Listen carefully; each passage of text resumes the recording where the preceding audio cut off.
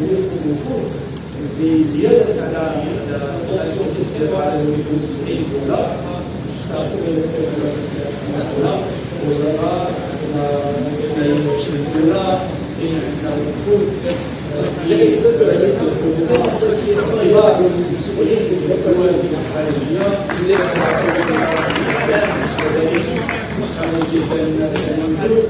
فهذا كساهم في الاشعاع وكساهم كذلك في التنميه لانه هذا واحد موعد اللي كينظم اجنده الخلافيه عندنا كذلك.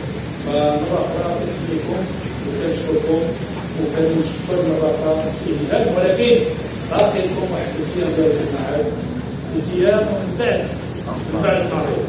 ما بعد المعرض اهم كذلك لان خصو يكون فيه تقييم كل حاجه كاين كل حاجه ايجابيه خص يديرها باش نقولوا العام الجاي خصنا نتمنوها اكثر، وكل حاجه فيها يعني كل نقطه اللي فيها الانتباه اللي تثير الانتباه خصنا نعرفوا شنو هو تحسن ولكن نحسنوها في المرحله المقبله ان شاء الله.